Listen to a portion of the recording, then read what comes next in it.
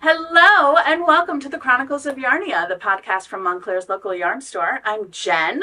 Amanda. Kathleen. And we're a podcast all about knitting and crocheting and fun stuff you can do with yarn. We have a lot to talk about today. So much so that we actually spent the last 10 minutes organizing it. We planned it. Planning. We never do that. I mean, which you can probably tell. Sorry. Oh, well. We wanted to be sure to fit it all in, so yes. We figured a little planning was a good thing. Yeah, because, I mean, it's fall, so we're coming into sweater weather. Yeah. Like, I can't not say it like that. I really just can't. And, yeah, so we're doing all kinds of... What? Every time I drive up North Fullerton, like, there's a municipal facility. Yes. Right? Yep. Past the And high school. across from that, there's the Parks Yard, Yes. which I never look at and think not in a Boston accent. The Parks Yard. Parks Yard. Yes, true. Every That's single so funny. time. Yep. Yep. Now you're going to, if you're local, you're going to drive by North Fullerton. Parks Yard. Every time you see it, Parks you're Yard. going to think about the Parks Yard. It's so funny because every time Jonathan tries to do a Boston accent, and he's going up to like Cambridge and Boston pretty frequently now, and I'm for work stuff, and he does it, and I'm like, you clearly did not watch enough episodes of This Old House. Oh. That's right. Because you do. You I'm totally. sorry. I'm like, I could do an entire spiel about like the woodwork. Yeah. All right, Tommy. So what are we gonna do on the roof? Like, Yeah. and he's Yeah. just like, how do you? I'm like, I watched a This lot Old of This Old House. Yep. And they I was had like, sorry, such dude. great classic The accents. draws. Draws. Yeah. The draws. Well, Norm. But in the car. The car. Yeah. Sorry. Well, Norm, we're going to talk about the plumbing here.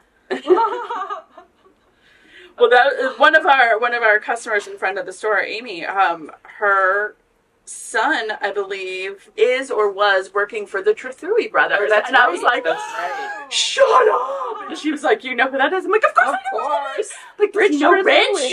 Oh my He was god, like- that's so funny. She's like, it's So the loud. engineering department. I'm like, that's great. Does he know Rich? This is so nice. I love Rich Trethewey.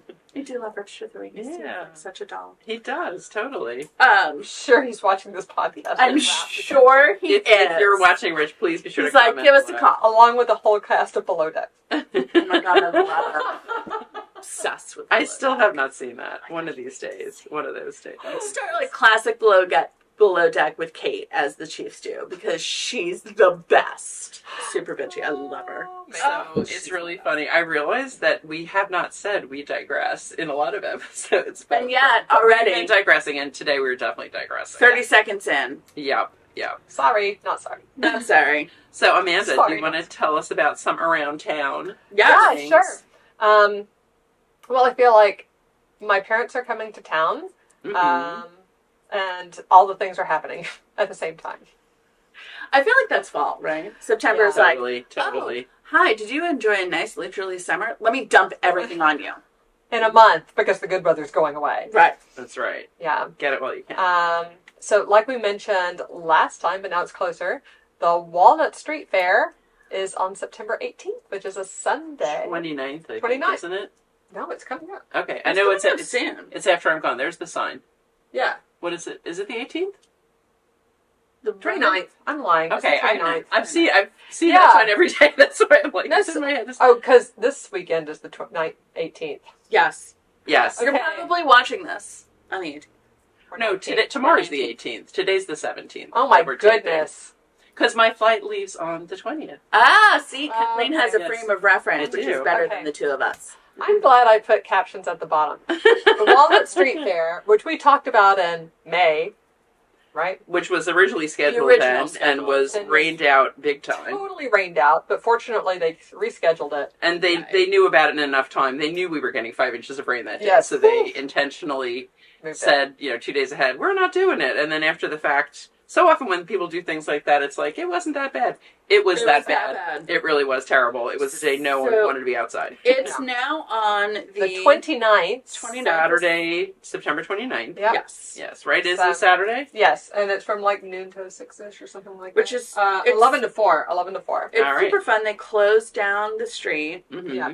And Walnut Street is like It's a shopping district, but it's a smaller shopping district, sort of like Watchung Plaza where we are, where there are, I would say, more local stores, not chains, Absolutely, good eating spots. The Montclair great breweries there, a really good like local vibe location, and Kathleen's favorite place to have breakfast. Red Eye Cafe. Love Red Eye. Yeah. I did go to Red Eye during my visit last year to the Walnut Street Fair.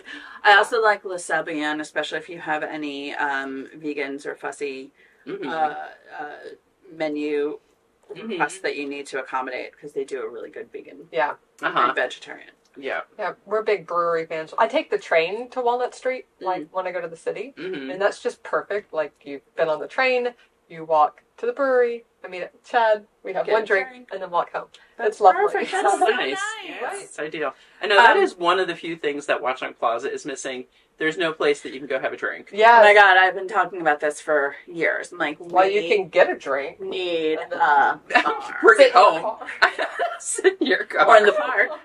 Right. We get your brown bag. Need like a place to get a drink in Watchung Plaza would be absolutely fantastic. We're a little too far from Tierney's. Yeah. Oh yeah. Or Egan's. I love Egan's too. Well, that's also on Walnut Street. Yeah.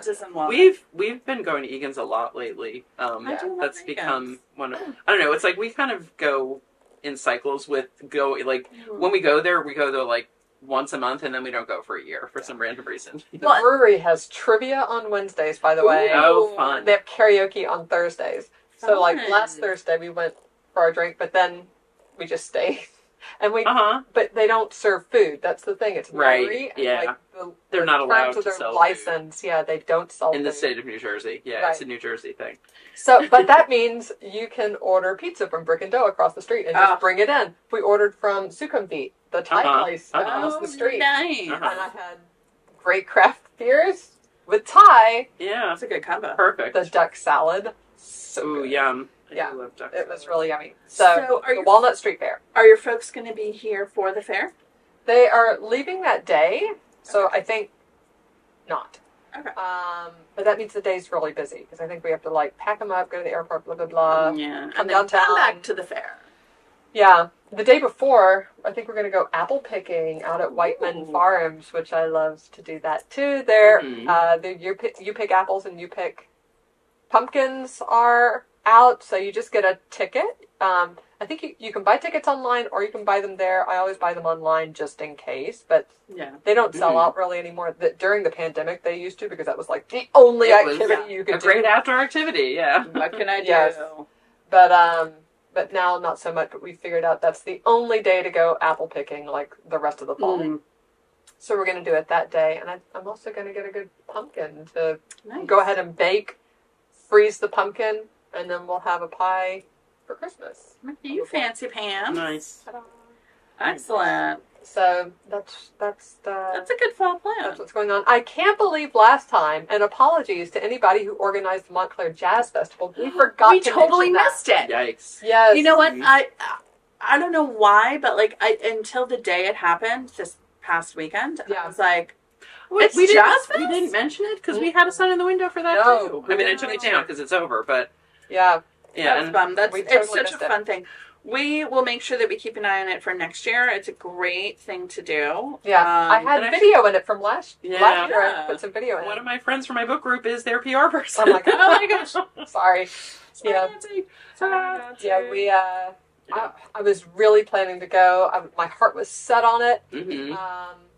And then both Chad and Abby have whatever this crud is going around. A friend of mine's doctor has said that like they've seen a ton of pneumonia lately in like kids and grown-ups, and it's not COVID. It's not COVID. It's just whatever upper respiratory nastiness is turning into pneumonia. So keep an eye on yourself, guys. Yeah. So they were just not in good shape and decided to go take a nap on Sunday instead of going out, and I was like, okay. Well, yeah, and I had every intention of going on Saturday too, but we're in the midst of you've got breaking down for birthday sale and getting ready for our trip, which I haven't done a big, like, this is an over 2-week trip. I haven't done a trip that long in at least 5 years, pre-COVID. So I can't still so much. 2 weeks. I don't think I've ever been away 2 weeks. Yeah.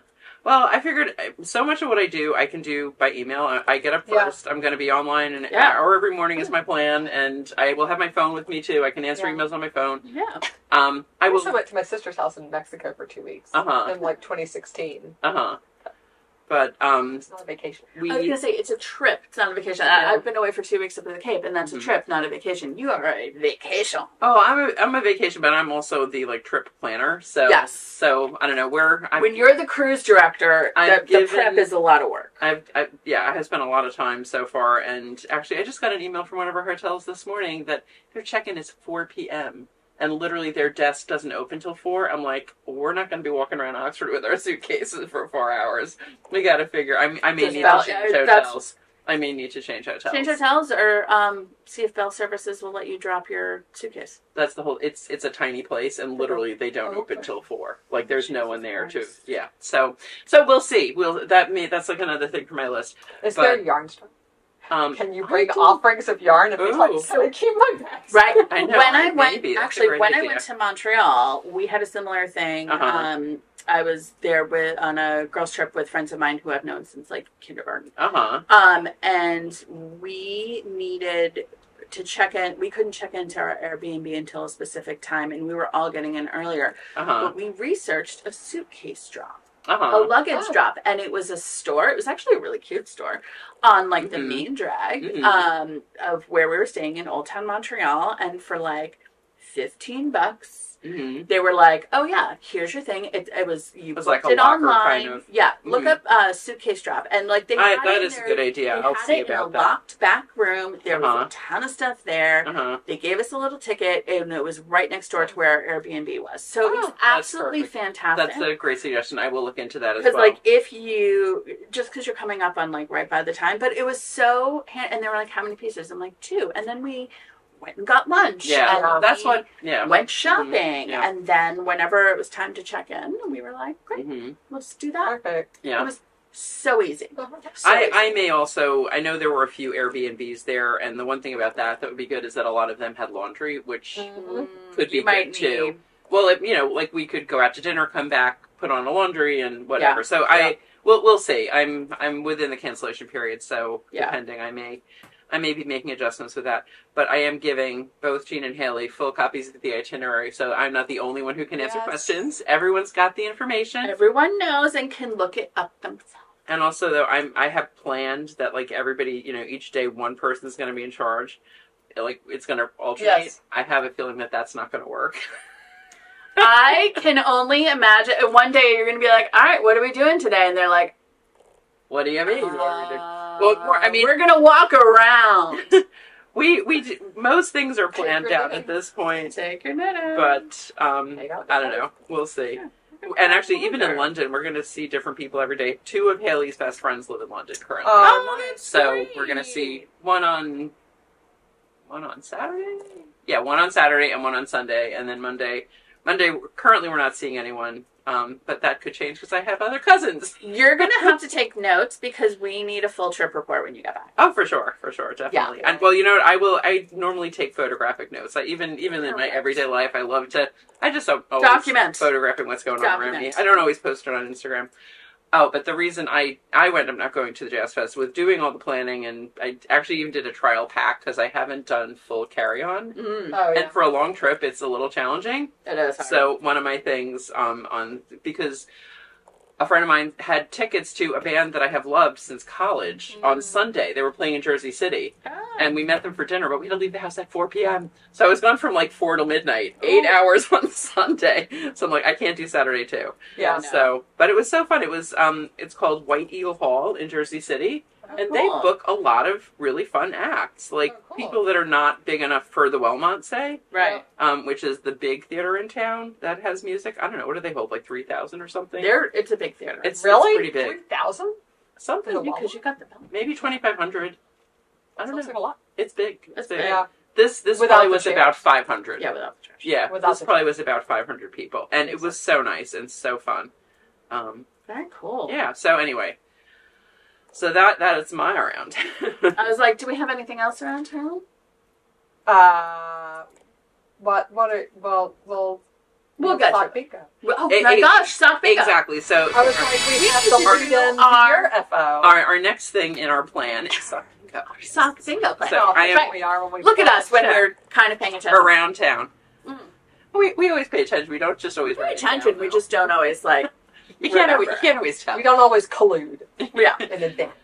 So sock bingo was our knit along that ran from essentially Memorial Day to Labor Day or June 1st to September 2nd. Mm-hmm. And oh my gosh, did we get such great response, guys? It was amazing. Thank it you really so was. much. I have some statistics because we think they're fun, right? Yeah, I think they're fun. You think they're fun too.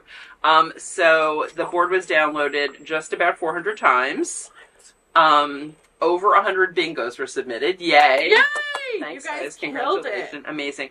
And even more shocking to me, a full third of them did the full board. What? 34 people had a full board. Isn't that amazing? Crazy. That is awesome. Isn't that so awesome? I mean, I say that's crazy just because it's hard. It's a lot. You know, it goes into it. I finished my bingo this year. Well, finished it. I did not finish a bingo. What? 25 socks? No. Well, 25 squares. 25 attributes. Right. Yeah. 25 socks. Yeah. So, and actually, I don't have any markers here with me. I had to do 2 more socks. Yeah. To finish the board at least. Yeah. I was proud of myself for doing a sock this summer. Ugh. I did my, like, given how many socks I usually make, I accomplished something sock related. So I'm proud of that. Yeah. So Haley has been, Haley, my daughter, who sometimes is on the show with us, has been mailing all of the markers out. And it is a bit of a process. We have little cards that we did, and then they all need to be taped up in bubble wrap because we have learned the acrylic is more fragile than the wood. I guess that should have been obvious, but it's even more fragile than I would expect, honestly. Yeah. So they're wee. That's the other thing. Like they're very tiny parts. They're small parts, and and you never know how the postal service is going to go. Postal service is not gentle. No, they're not. It was funny. There was one person who got a bingo, got a full board. She lives in town. She often comes to knit night, but we had her thing ready here to give to her at knit night for a couple of weeks, and then we didn't see her, so we went ahead and put it in the mail. Hers was obliterated in town. Oh no! See that actually makes sense because our town is notorious for not shenanigans, but like they just took it. They're just like she said it appeared something heavy fell on top of the envelope. The side of the envelope was split, and like the little bubble wrap thing was like half sticking out, and the marker inside was broken. That's ridiculous. So anyway, with the number of people that have completed and the fact that we've had a few people send us pictures of broken ones, we probably are going to have Trinkles do some more. Because I think we had enough, but But they're so cute. They're so cute. They're fine. It'll be fine to get more. It'll be fine. So it definitely, with the whole process of, the bubble wrapping and all of that, it is definitely taking a bit of time. A few people have started emailing saying, did you get my board, whatever? Chances are we got your board. I have about 5 people I need to follow up with because either we didn't get a last name, and I don't really want to send something to another country with only a first name on the envelope. Susie in the UK. We got some people who put in their street address and their zip code but no town, and I want to make sure that's right. So I have a few things to follow up on. Those may wind up because sometimes zip codes can cover more than one. Exactly. Yes, that's the problem. Some of them do. So, and it's just like additional research in a week that is already extremely packed. Yeah. Because we have our in-laws coming to town for the 2 days before our trip. Naturally. Which I am really happy to see them. We are very excited. But it is just another thing that is occupying some of my time. I don't have any in-laws coming to town. I'm free of that. So, but we had like such great response for the sock. We really did. And we've drawn for prizes. We have drawn for prizes. Let me do one more little bit of just because we did take the time to do all the stats. Yes, let's do the stats. Because we love stats, right? So 46 of 51 states and territories had participants. Amazing. Thank you so much. 9 of the 13 Canadian provinces and territories had participants. Nice. And there were 30 people total from 13 countries beyond the US and Canada. So we had folks from Australia, Brazil, the UK, well, England specifically, Estonia, Germany, Ireland, Republic of Ireland, Italy, Lithuania, Netherlands, Northern Ireland, Scotland, South Africa, and Sweden. So, wow. Yay. That's so fun. So exciting. I love it. I love it. So nice. And there were so many, one of the things, Amanda is going to put in a collage of photos of some of the socks. We loved seeing all of your socks. Some people were so creative. They had little notes about what board or what square was done with which sock and everything. Some people put in their pattern names, which was so nice. Yeah. Like if they did really interesting ones, I loved that because then it was really easy to figure out what it was. I want to make that one. We can make that, exactly. Add to my sock queue. So we'll be putting that in, and it would be like an hour-long slideshow if we did everybody. So this is a small representation, but everybody did such a great job with their socks. We're so proud of you guys. Yeah, so thank you for playing, and just so fun to see all of that great work.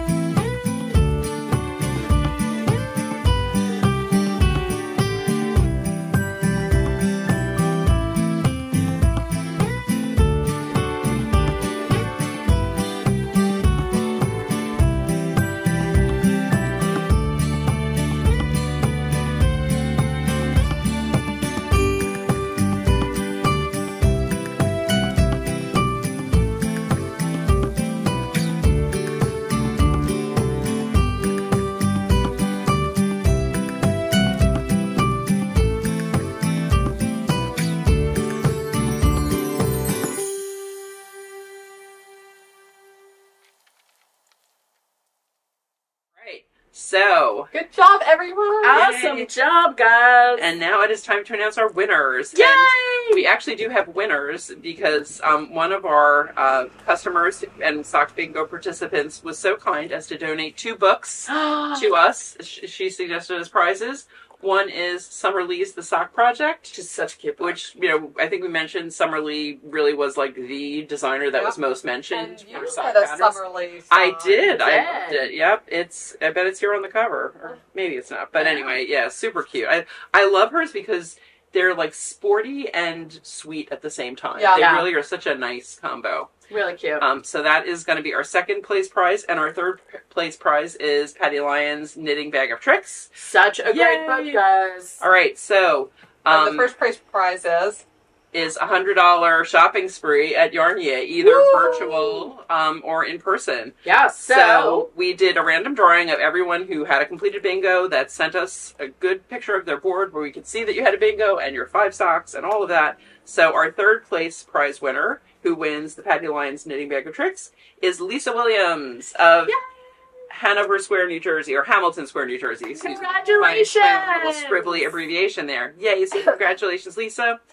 We have your address. We can get this out to you. It may be after I get back. It may be in early October. We will see. It will come in the fall. Yes, yes. Our second place prize winner who actually also happened to be the very first person to submit a bingo. Oh, yes, that's awesome.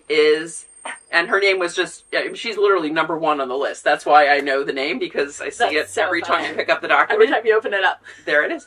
It is Anna Bing from Ontario. Yay! So Anna, we'll be happy to send you the Sock Project book by Summer Lee.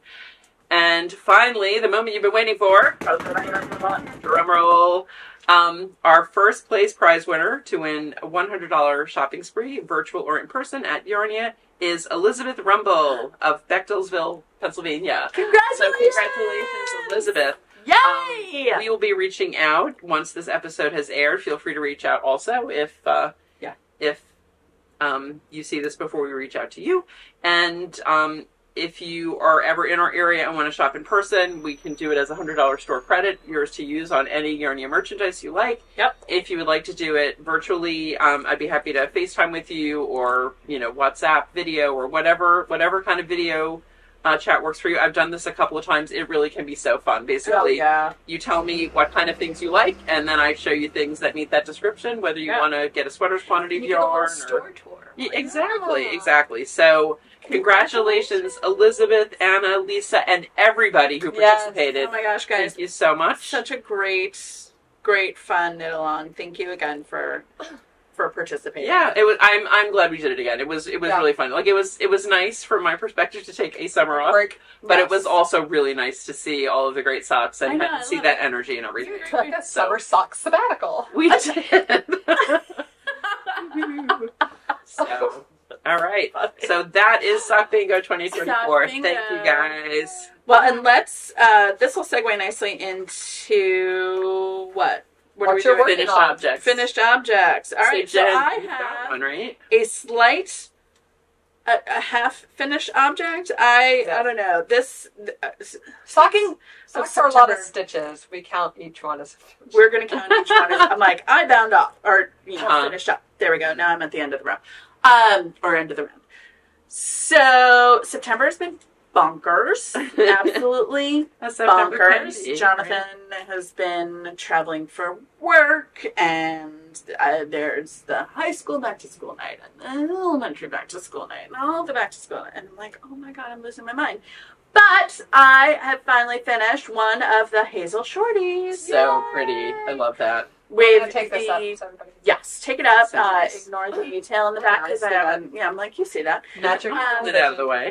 This is in Color Wheel Sock Yarn, the Springtime at Yarn, Autumn at Yarnia set, and this is the second pair of socks I've made from this set. The first one were full length socks, and I figured, I was like, you know what, with the contrast toe, I have enough for cute little shorties, and I figured so cute. I love it. I would try. And you guys know I am not a huge fan of a short row heel. This has a short row heel, but with a gusset. Interesting. So it increases to make like a little triangular gusset, and then 2 little wedges of the short row heel, and then decrease away the gusset. And it also works really well with the stitch pattern, which is kind of like a faux cable decrease dip stitch combination. Really cute.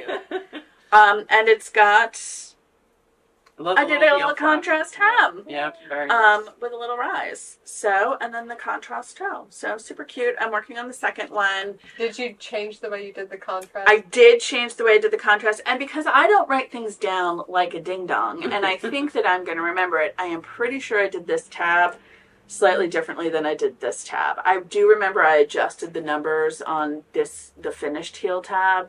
I think I did like more short rows or fewer stitches or something like that. And this one I did an additional short row, but like not as much as the, whatever, you won't be able to know.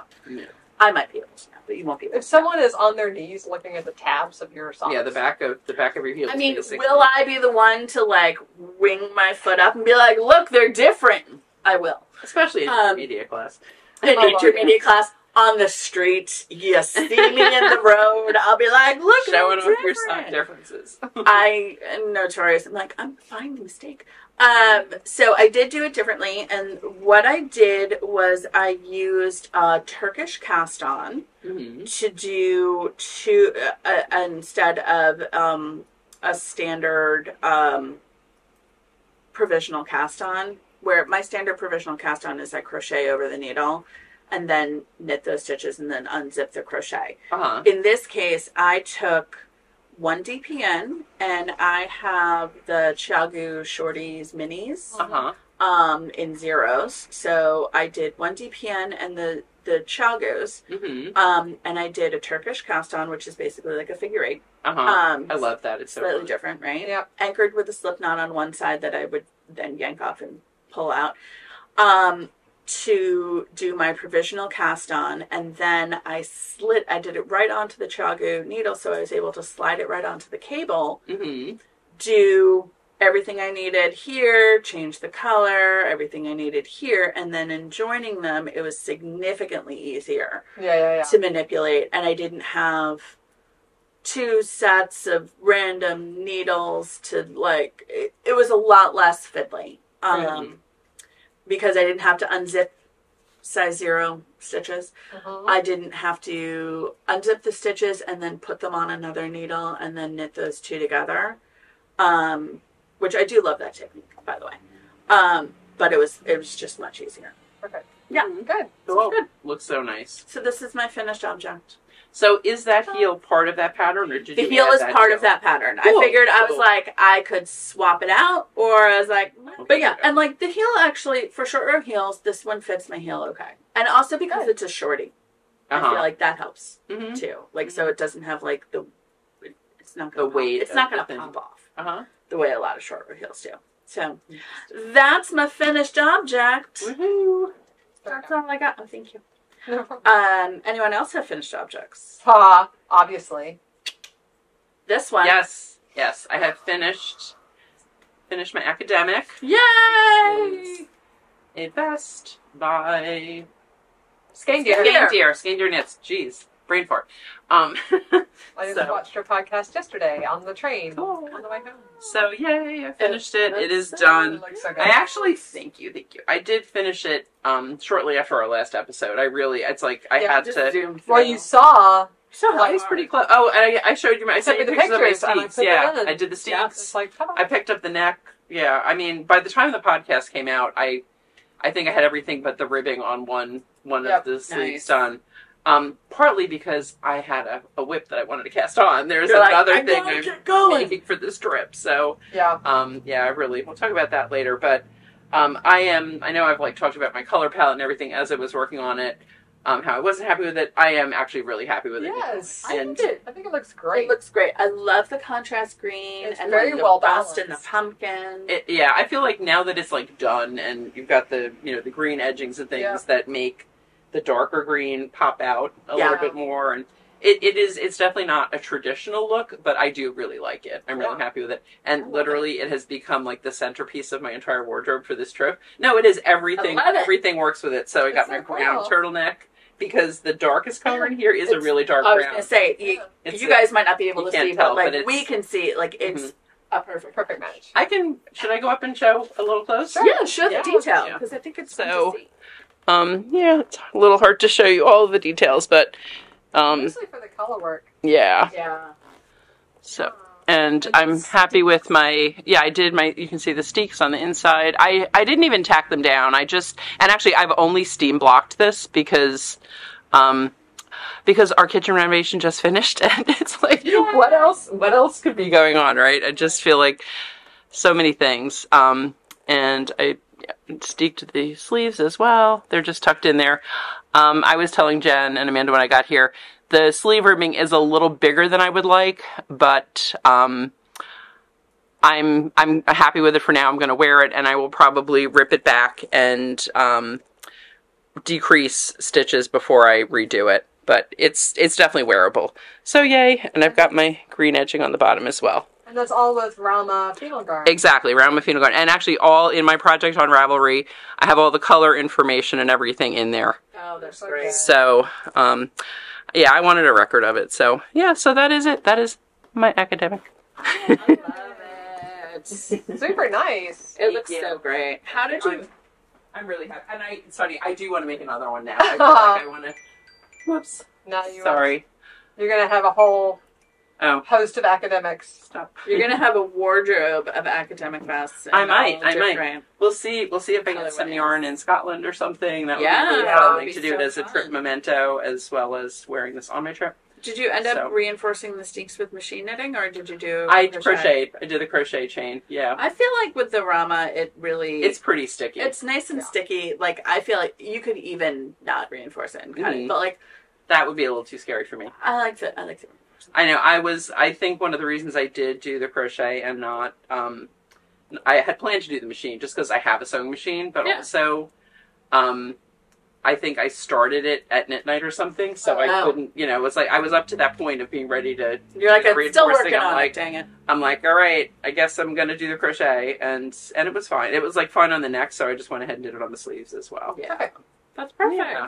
So, love it. Yeah, so that's finally done. That's your Rhinebeck. So this is one of my Rhinebeck makes for sure. This I'm gonna get some mileage out of this guy.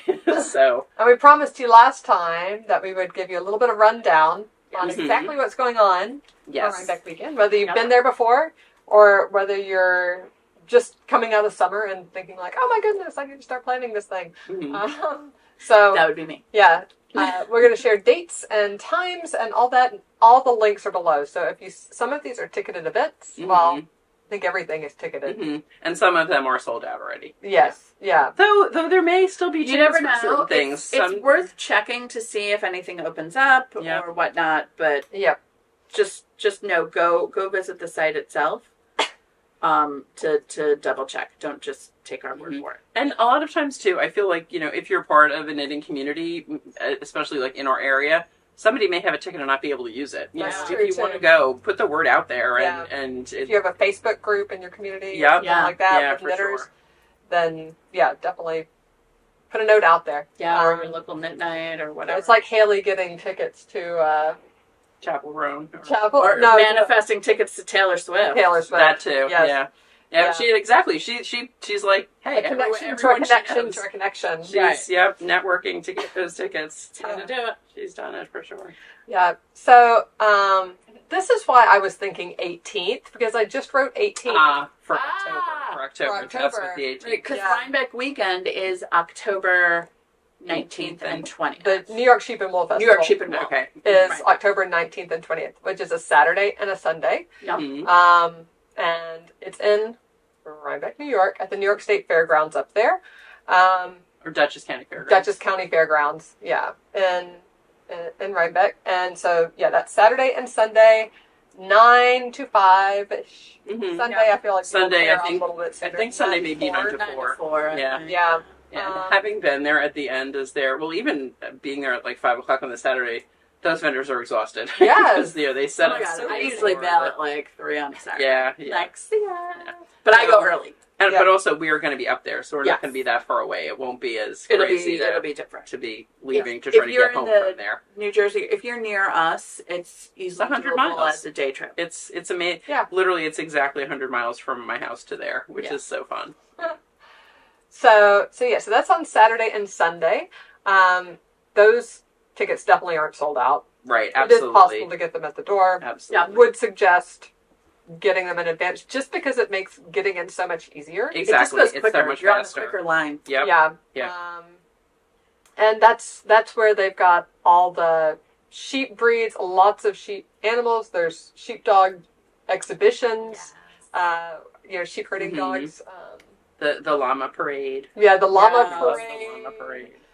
Lots of vendors of wool from raw roving or raw fleeces. Yep. There's a whole fleece sale. Yep. Of just like sheared by sheep. Here's the fleece. Scour it yourself. Yep. To prepared bats, hand-dyed fleeces if you love spinning or felting or looking for anything for weaving or, using fiber that way. And then spun wool, yarn from, very rustic to very fine natural colors to hand-dyed and all sorts of bright stuff. And then everything you could use, all tools and accessories. Spinning wheels. Yeah, spinning wheels. Buttons, they're great button vendors. If you're thinking about getting into spinning, it's a great chance to try out a couple different kinds, the Ashfords or some of the Eastman. They have demonstrations, folks there who use them from the companies, and you can actually try things out. That's where I got my Hanson mini spinner. Yeah. Cool. And many, many, many spindles. Yes. All the accessories that sometimes you are hard to find a vendor and you have to order online, sight unseen. There you can take a look at them and really pick out what you want. Yeah. And then all the buttons, tons of buttons, tons of buttons. Main barn upstairs is the button person who has like collected buttons over decades. You have vintage buttons, you have modern buttons. You can just everything. Filter through everything. I've got pom-poms there, all sorts of little kits. I got my Bargello there last year. Right, that's right. Right. And then they have craft stuff. What was I going to say? Like competitions. Yeah. As well. You can see a sheep to shawl. Yep. They had, last time I went, they had a demonstration of, wasn't a competition, but it was a demonstration of silk reeling. Yeah, I think that's the first thing in the morning on Saturday. It's so cool. It's so neat. Yeah. Also, don't forget the food barn. That's what I was just going to say. Yeah. I was thinking about that. Yeah. Samples. A. Wine tastings. Yeah. B. Yeah. And amazing local vendors. And all the food trucks too. Yeah, all food the trucks. the artichokes French used to be the thing that everybody went crazy for, and they stopped. I don't know whether those people were retired or what, but I feel like the new thing in that vein is the Brussels sprouts. Oh, Brussels sprouts. There is a Brussels sprouts. They were really good. That was so delicious. If you're going, get food early. Or bring your oan lunch. Or bring your own. Or some combination. Or bring a gopher. Or what? Chad, bring a gopher. Ooh, Chad's a gopher. Ooh, that's a good idea. I like that better. Yeah, he doesn't really care too much about. Prepare to eat at 11, 10:30. Yeah. Which, if you left your house at 7, is not a bad idea. Yeah, it's that's what I did. It was great. Which last year and this year too, we plan to be on the hill for probably an extended time on Saturday. Yes, we're going to do a meetup, and that's when we get hungry and Chad's hanging out, and it's great. But at some point, he got a little bit bored with it. And he's like, saying, I'm going to go get us some food. And we're like, that's great. Yeah. Thank you. Good that works so idea, nicely. We appreciate that. Yes, that was amazing. And so then that's on Saturday and Sunday. Now, if you come up on Friday, that's the 18th, which is why 18 was stuck in my brain. There's other activities too. So there are 3, I think, main events on Friday. Right. The first is Cakepalooza. That goes from 10 to 5:30. It's hosted at Cake Wool Company. Yep. In their in parking Saugerties. lot. Yeah, in Saugerties.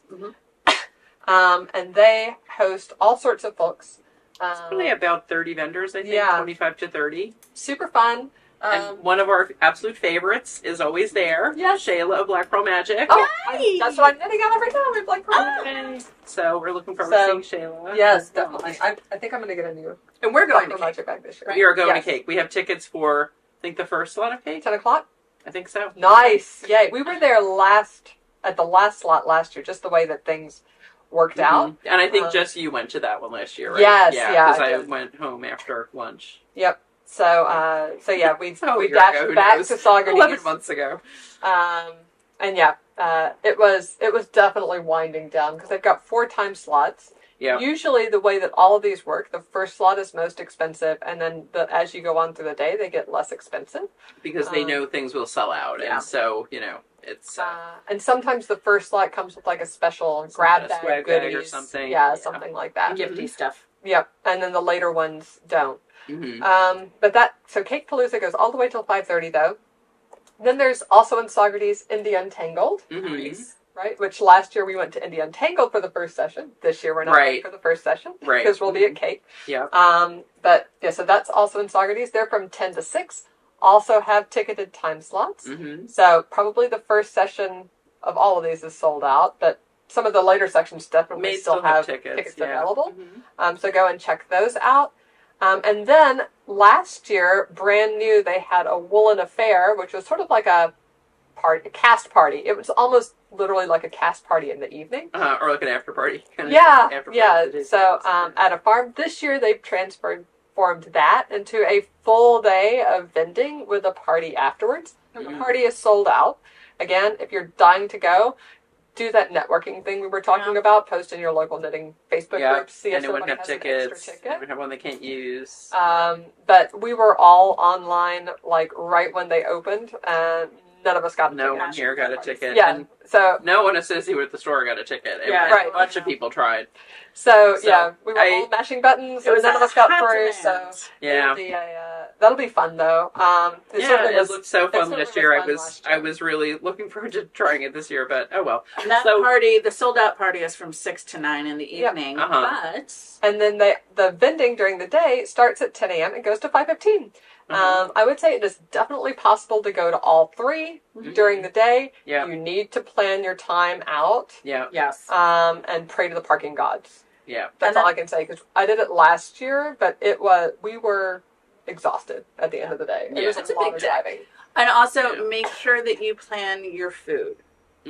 Because or bring, like, whether it's bars. Bring it or like just or know where you're going. Remember last year we went to a restaurant that literally the restaurant didn't open till noon. Yes. And they at 12:02 they unlocked the door, and by that point there were like 40-50 people online. Oh my God. It was crazy because obviously everyone was ordering at the same time, and we even had like planned, I think we looked at the menu through the door because we were like the first people online. Or like Kim's friends were ahead of us. That's what it was. Kim's friends were ahead of us. There were like 6 people ahead of us, and then it was our group of 4 that was there. But they did not take orders in the order at all in the order that people came in, or even placed them. It was because we had figured out what we wanted. We ordered as quickly as we could, and we waited like 45 minutes for food. It was crazy. And then Amanda had had the next place to get onto and everything. So but it was still fun. It was a fun day and everything. But just be prepared. Like be prepared, and also expect that things that you don't expect will happen. In a good way and in a bad way. Exactly. You'll see people you didn't expect to see. That to me, that is always the most fun part of these weekends, is seeing people. It really is. I love that. You'll see. Like meeting people who've commented on our podcast and things, or just people that you see online through various things. It's if you fun. See us, say hi, say hello. We love to meet our our wider community. We always if you're up for it, we'll take photos with you. We share it on our social media. Would love for you to share it back. And we have little swag and goodies for folks that come up and say hi. So definitely come for the swag. And I know it's hard also, like, if you're introverted or you're like, I don't know, I always am like, oh, there's somebody I know. And like, unless it's like my good friend, even like in everyday life, I'm like, oh, there's so-and-so I know, but she's talking to so-and-so, like, on the playground. That sounds like Haley. I'm always like a little... go say hi. Like, I'm very extroverted, but I'm still just like, I don't want to interact. Exactly. I totally get that feeling. But I really do. Yeah, this is not the weekend to do that. Just go.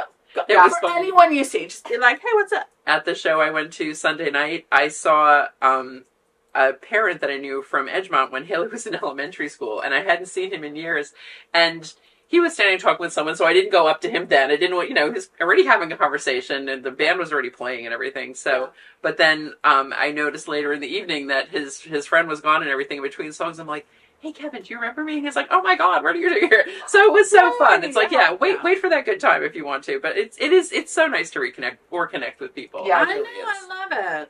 Yeah. So we're super looking forward to that. It's gonna be so fun. We're getting ready. Obviously, we're getting ready for it. Yep. Clearly. Right? And I don't know. We'll talk about this in Whips. This is not exciting, but a lot of times for Rhinebeck, people try to make something really extravagant, fun. I mean, Kim's working on something really cool and crazy, and I've been working on Chad's sweater since May. Yeah, and you've finished yours already. My current wardrobe. Yeah. Unless I end up making something, but like I don't know. I don't. If I'm gonna wait and see what the weather is and bring something that's appropriate. Yeah. I also have a nice Chad's gonna wear heavy cabled sweater. Whether regardless it or of the not. weather, 80 exactly. degrees or 30. Yeah, Attaboy. exactly. Oh no! If please, if I had When you like make something accessories like that. coming, like I would totally be like, you were wearing that sweater whether Yeah. you like it or not. Yeah. No. But for me, I'm like, man, if it's too hot, I'll bring a shawl. Yeah. Yeah. So do you want to hear our Or- Chad sweater updates? Yes, Sure, we need yes, to go into yes, it. and let's go into whips. Going Yeah. into the whips. Okay, so Oh, and actually, can I just do one quick thing Yes, before yeah. we go into whips? We didn't talk about episode number, which I think we completely forgot shnikes. about last episode. So 130, higher, 140, lower, 135, higher, 138. 136. Damn it! You get three tries. It's one, but I think we never did do. I was like, do I go? And you can tell, I like know. you can see the wheels turning in my head. Like, do I go up one from 135? I'm like, I don't know. clearly. It's hard to convey that through my Like voice. narrowing it down, narrowing clearly it down. cannot pick the cup in front of you. That's right. That's right. Oh my god, it is my Are you finished iocane yet? powder. I'm just getting started. That's Princess Bride. Yes, For if anyone. you haven't- which you probably know. But if you don't, go Watch Go it. watch it. Oh my god, it is one of the best. If you have children or children in your life that aren't yours, show it to them. It is delightful. It is. And just like, Is this a kissing movie? exactly, Yes, just like it's the grandpa so- says it's at the so beginning, he's like, there's a lot of action. Like, you're good. You're good. So, anyway, yeah. So, Chad sweater. I fully intended to start seaming yesterday. I have procrastinated seaming all weekend. I did. I'm sure you productively procrastinated. Yes, though, of right? course, of course. Always. I think other things I desperately needed to do. But yeah, I did procrastinate seaming. But I did block everything. So I blocked all the right. pieces. First, I think I It's hadn't always finished easier this to seam block last stuff. time, which I was like, Oh yeah. You had not finished it. Weirdest- Oh, wow. sleeve caps ever. Yeah, Ta-da! saddle shoulders, right? Thanks, Norgon. Yes. Yeah, so these go like that. Saddle shoulders. Oh, wow. Okay. It does goes connect. around. I didn't realize it connected And it across connects the back. across the back. Yeah. Oh wow. And that's where you're going to end up picking up for back Okay. neck. Yes. Interesting. Ta-da. Interesting. So that's Here, how Oh, wow. that looks. That's saddle shoulder. I thought it was just like two individual saddles. I didn't realize it connected. I didn't either because I don't read ahead of my patterns that deeply. There you But ta-da. go. I love these, the full-fashioned decreases. Yeah. Ah, They're nice. Beautiful. I followed pattern. And I really, really beautiful details. Yay. knit the sleeve cap 3 times Oh, because no. the first one was way too loose. Mm-hmm. And the second one was slightly tight, but then I did the third one just right. But it's only... You didn't want to knit the sleeves 3 times, if you remember to Yeah. the last episode. Yeah. It was funny. A lot of people did comment on how they prefer to knit their sleeves twice. we got you. We understand. Yeah. But once I checked my gauge, it is only a stitch and a half per 4 inches off, Okay. and over this width, that's only 2.5 stitches difference. So Yeah, you're fine. I asked Chad, which your biceps is bigger.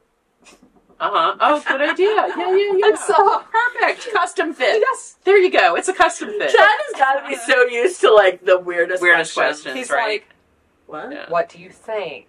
I said, "Well, your writing hand You're is right. not always the one that's bulkier, though. Like, I played Mhm. cello when That's I was true. younger for like Mhm. 15 years, right? Mhm. And regardless of if you're a righty or a lefty, your bow arm is like Gotta bigger be because bigger. that's what Yeah. you do. Yeah. So it depends on what you do. He's like, I lift weights, I pick things up and put them down, Amanda. And I'm like, okay, fair. Did you measure? I did. And which one was bigger? That's right. Yeah. Okay, good. Yes, he was As, right. as you would probably expect. Yeah. So anyway, so the tightly tighter one is the left shoulder. Perfect. I Perfect. love that it's like making lemonade out of You're like, lemons, look, I'm right? fitting it directly Yeah. to you, Custom Yeah. fit. right? So, okay. So now we've got all this. I'm going to seam it together and then start knitting the rest of the sleeves in the round Mm-hmm. Right. once everything Definitely. is put together. And that's going to be so easy. even if I get to the week of Rhinebeck, I can finish 2 sleeves and stockinette. Oh my god, for sure. Easily. In worsted? Like 2 days beforehand, you could be like, I'm going to bang this out. Oh, we will talk more about that in a little bit. Okay. about knitting sleeves on the fly. On the fly, literally. True. So pretty. I blocked everything. It's gorgeous. I did toss it in the dryer because it is superwash. Mm-hmm. And once I laid it out flat, I was like, this is blocking to bigger dimensions. Mm-hmm. It needs that To be 15 squeezed in a minutes little of bit. drying. Yeah. And sometimes you can also feel the hand. It goes from like nice and springy and like springy Yeah. wool to kind of like. Yeah. And that's one reason I prefer non-superwash. He definitely liked the hand feel of the superwash. So that's why this is in superwash, which is great for uses like that. Yeah. Awesome. Love it. We just need to know how to treat it so that it's going to turn out the way that we want it to. Mm-hmm. So I was reading about this. So now this is what you do. I'm going to take, that was going around the back of my neck, right? I seamed this to the front first, here to here. Yeah. And down the sleeve. Yeah. That way. I did the same thing on the other side. The next instruction is pick up the neck and the collar. And then you finish all the rest of the seaming. Oh, so you have something to attach. Yes. Floodum. Yeah. Floodum. Yeah. Mm-hmm. So Nora gone. She's so smart. So I think and it also is nice because it sort of breaks up the seaming. Yeah. Yeah. Right? Yeah. So I'm going to work on that. I will have probably a neckband by the next time we podcast, at least. If not, all the things seamed. Because once I start seaming, it's no problem. I don't actually mind. Mm-hmm. It's just changing Somehow activity. getting started. Yeah. And also, like, it's easier to do on, like, a table. Yeah. Or Oh, absolutely. something Yeah. where the weight is supported and you can put it with, like, good lighting and whatever. What was I going to say? Oh, I'll get your opinions, even though I already know what I'm going to do. Okay. So the pattern says to use the same color in fingering weight yarn. To do Oh, the seaming. interesting. I like that. Well, but we don't have the same color in fingering So weight yarn. use something close. I think I'm just going to use worsted. Why not? Why would I not just use the worsted? Because it's thick. bulky. It's too. It makes the seams bulkier than they need to be. We have things that are close up to what I normally do too. I was actually surprised we didn't have this exact color in sock because this I needs such a actually color. never ordered it. How many strands are in a... You could split It's it, or a you could 4-ply. use I whiskey have barrel. switched. You could use whiskey barrel. It would blend Oh, in yeah, fine. use whiskey brown. It would blend in fine. I tend to go darker with threads The- if you need to go darker or lighter. The other thing that you... I sort of think we don't. The other thing that you could do is there a Rama that's I close? think it's. Oh yeah, you could do that, but then that's not No. super No, that's not and then super it's gonna. I often use embroidery thread for bulky that That's going to matches. be so... But you know what else, Amanda? You could use You knit a don't want wit. You could use a gumball. Find Yeah, a but I'm going gumball to need that's more the than one closest. gumball, don't you think, for a No, whole you sweater? won't because You it's might like not. 45 yards. Really? Even the Well, smallest. even if you need to. We have, Oh, I guess we so. have a lot of I mean, colors because that once go you on. You're mattress just stitch, going- it's just like straight. Yeah, Yeah, it's literally the You dimension need a little around. extra, but Okay, yeah. maybe gumballs. Gumballs, We'll see. Yeah. Anyway, But Abby looked at it. She's like, I asked Abby's opinion because Kim was busy on Sunday when I was taking pictures of something Uh-huh. that we'll get to later as well. And Abby's like, just use the worsted. See, Yeah. this is It'll make It'll make bulky, especially around the nicer fit thigh. if it's not as substantial. It really will. True. And I probably have whiskey barrel if you don't find a color of the gumball that you like. all right. Well, anyway, There this will is be some available. This is creeping closer to finished. I mean, the nice thing about mattress stitch It too smells good now too. is that you don't see. Yeah, it really should be hidden. It gets Yeah, you really Yeah, don't you don't see mattress stitch. the mattress. You don't see what you're looking at. Okay, that was Rhinebeck sweater number 1. That I Okay. have to show today. I have now Rhinebeck sweater number 2. Ooh. Because I started my ladyfingers. Yeah. Nice. Ooh, I love the So pretty. palette. So pretty. Right? I What are just you started doing on my in? 4th color. So this is Ladyfingers by Morgan something. Walterstorff? Yes. It's down there below. And it is a 5-color pattern. I am using 5 colors of La Bien-Aimée. 4 of them are Corey worsted. 1, 2, 3. And here's number 4. And then 1 Winsley worsted. Because nice. Winsley gives you the buttercream. Yeah. Yeah. Yep. So these guys are my Rhinebeck sweater number 2. I cast it on. It is so fun. Oh my goodness. So much of this is stockinette in just one color. Nice. It's a yoked sweater, so the increases are worked into plain rounds. And you just, instead of having raglans where you have to have stitch markers, and then, when you get your stitch marker, you do left and right, and blah, blah, blah. Yeah. Now, just evenly increase around. Yep. Round yoke. Increase all the way around when you get to the increase row, and otherwise you just knit straight. This is the sweater that Kim is actually starting a class. Yep. Yes. Probably the same day as the Walnut Street Fair. Which Probably. Is I believe so. You could do Kim's class and then go to the Walnut Street Fair. Yes.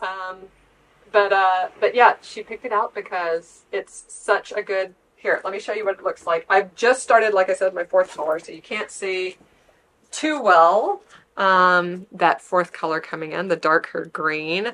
But it's such a great first colorwork sweater. So you get all of the fun of the colorwork, but it's also not too overwhelming. Exactly. Right. Yeah. And you don't really need to be referring to your chart in the same way that you would for something like this. Right. Say, and I have to say, which is not something that you can tell by looking at the finished object, is this pattern is written in such an accessible way for beginners.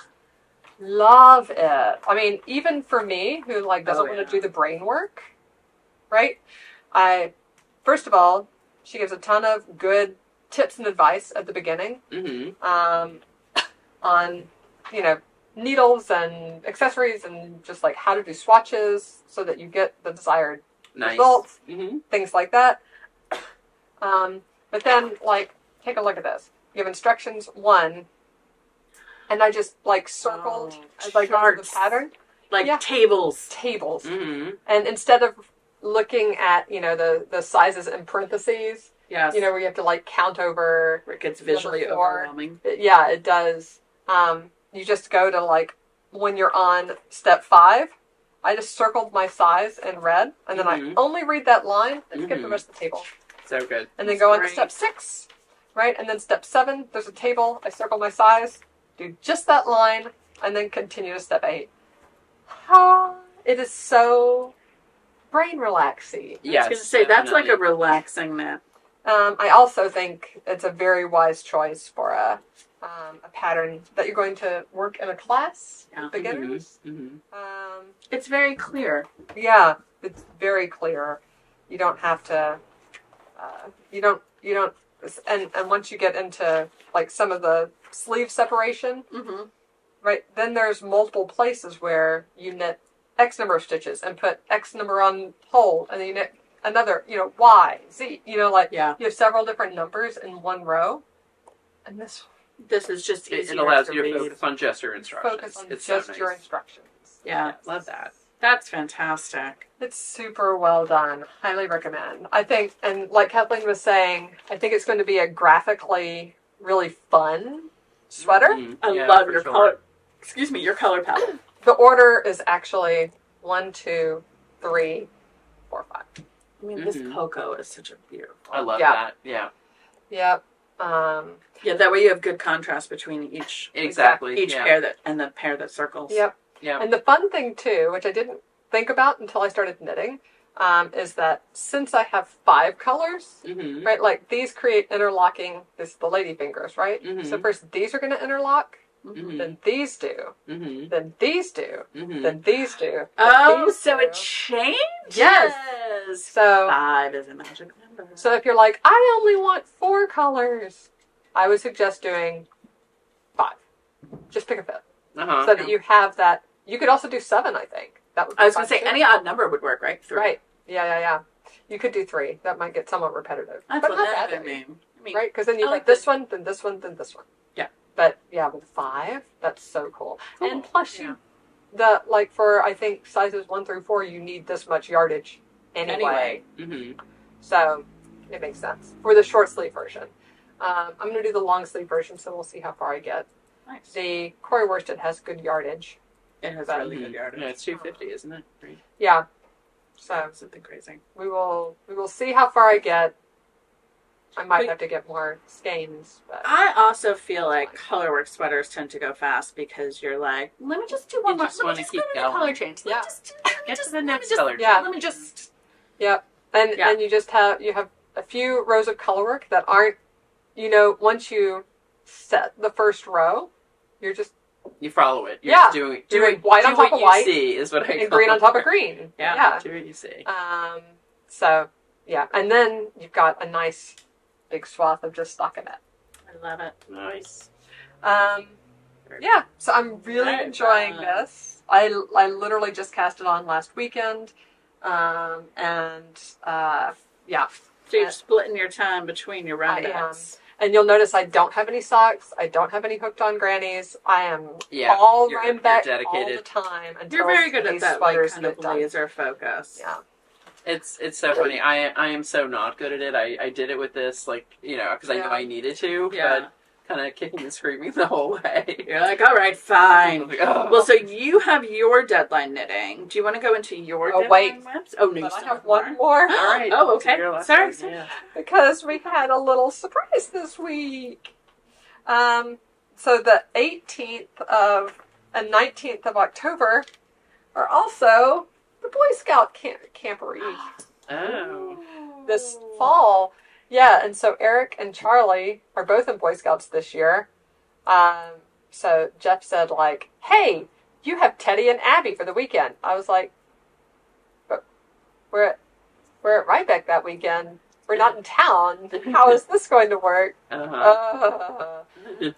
So in order for Charlie and Eric to be able to go to the camporee, we have a tag-along. Mm-hmm. And cute tag a little dude cannot go to Rhinebeck. That's right. I remember. No, he without having a Rhinebeck sweater. Hear this. And this one is gonna love the attention. Yes. Well, yeah. He's gonna be like, so cute. Look at my cute little sweater. He's so cute. Abby is not going to be with us. She is either going to be she's staying with one of her sisters.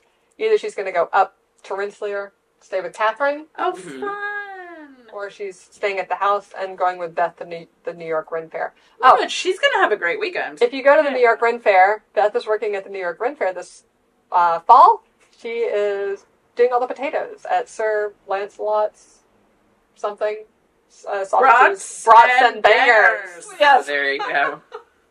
So say hi and get a baked potato. Mm-hmm. Yeah, that's a good vegetarian option there too. Mm-hmm. Oh yeah. If you're looking for veggie options at the New York Ren Fair, they have those baked potatoes. Yeah, so we have Teddy. So I had to cast on, which is one reason I've only got this far on this. This is now my apartment knitting. Okay. Chad's I'm just seaming on whenever. Yeah. And this that's is a separate. My house knitting, and we were at the house all weekend. So. So cute. I am. Oh my goodness! What's the name of this? I have to look at the name because I haven't memorized it yet. Oh, and I bet I didn't. Oh, good. It's the Everyday V-neck by Lisa Shimmery. Shimmery. Anyway, Frogginette. Okay. Mm-hmm. Who definitely is known for cute kid things. Yes. Cute king. And I was like, he has a round neck sweater, and I thought he would be so cute. You know those little tennis sweaters? Yes. Right? Uh-huh. That have a V-neck with the contrast in the V-neck. Because, I brought him here. We have new yarn we're going to show you. Yes. But I've already cast it on. I was like, okay, Teddy, you have to knit with the new, or you get a sweater with the new yarn. So come and pick your color. I brought him here before he went to school one morning. Mm-hmm. And he's like, I was like, what colors do you want? And he said, I want green and yellow. He is going to be so coordinated with you, though. I know. I love it. So he picked green and yellow. I said, okay, which one, green or yellow? He's like, no, both. Green and yellow. It has to be both green and yellow. So I was like, what am I going to do to incorporate both green and yellow? Because I don't want to make like a green and yellow striped sweater. No. Where he looks like Ernie, basically. Yeah. Ernie. Exactly. I'm like, no, that's not what we're doing. So I thought about the tennis sweater because I think this would be really cute. And then that would be really cute. I was looking back because I was like, I've seen these colors together before.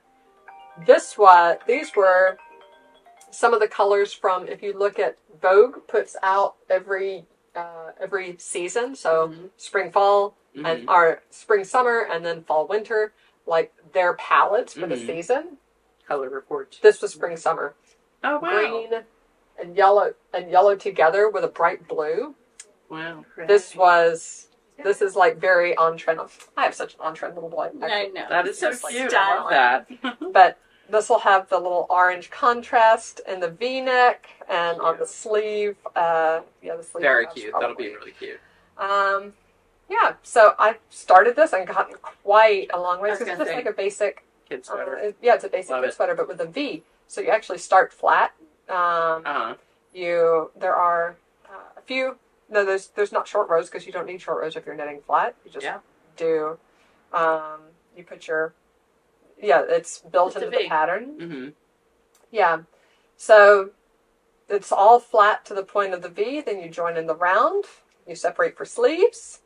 Ta-da! And then now I'm on the just around and around part. Yeah, so it's very. It actually is boring. I'm at the boring part of this, yes. Yeah. So I've been at the house and just like whenever sitting around and doing something, I go as long as I can stand. Yeah. It's good conference call knitting because you're just like, boop, boop, boop, boop, boop. This is what I'd rather do conference call knitting. Yeah. Actually, I finished the white this morning and started the green on the call. Right? Because there's enough interest that you can... I can do 3x3 and glancing down... Yeah, occasionally. Right, that's fine. But, yeah. But this will get... Probably the body will certainly get done, these next 2 weeks. You'll be done with that soon.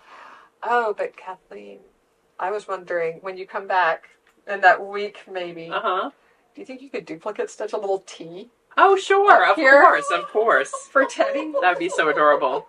I love it. Up here. That's so cute. I'm going to die. Right. Absolutely. I would. That's adorable. Yeah. Super Teddy. Yeah. Oh my god. What a cutie patoots. So I would be happy to. I'm sure I could duplicate stitch, but I actually have never duplicate stitched before. Really? And I don't want to try it right now. Right. And I did some duplicate stitch on here. Did I talk about that last time? Yes, you talked about that last time. I still can't even tell. And pro. I haven't done it up here. I've got some of my projects prepped for the trip, and I've got like a couple of yards to go in here.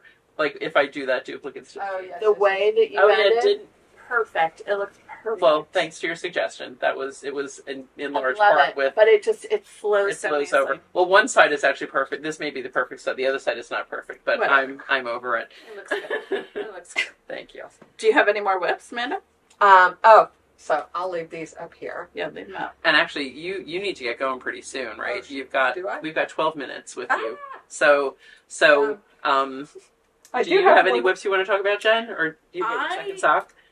You should do your whips first, and then I'll do my whips. And I will leave my other whips with you, which goes with our new yarn. Okay. I don't have yes. Yeah. All right. Super. So I have a second project that I wanted to have completed for my trip that I think is probably not going to be. And I think part of it was like the monogamy of doing this. And then I had another one that I was going to be working on monogamously, and I was just like, I can't do it. And also, and we're not even really talking about this one, a new in store, but it is new in store for us. So we'll just mention it here. It's fall, y'all. It's lots of new yarn all the time. So we got Woolfolk Fleck Bulky, which is so nice. So when I saw this, I was like, nice. I said, I have to make something. You have to. So I started something. So this is, I remember the name, and now I haven't looked at it in a few days. Is what that is. It is the Cascade Locks Balaclava, Which Haley's like, we need balaclavas in the store. Balaclavas are so on trend. They are so on trend. They are on trend. So that is so cute. That is a delightful yarn for a balaclava, first off. So nice and squishy. This was like 2 evenings, basically. I did this in almost no time. It's because it's bulky. Very bulky. Yeah, it's I'm like, going to go show what this yarn looks like, because I feel like you need to appreciate this yarn. Yeah, it's I was so looking nice. at it, I'm definitely making... this is like a fast sweater. Yes. Yeah. Something out. So I started that. Look at that. That's amazing.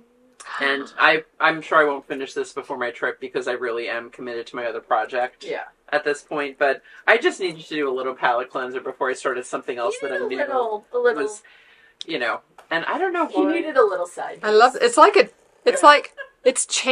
like chain plied. Yeah. Like for real, chain plied.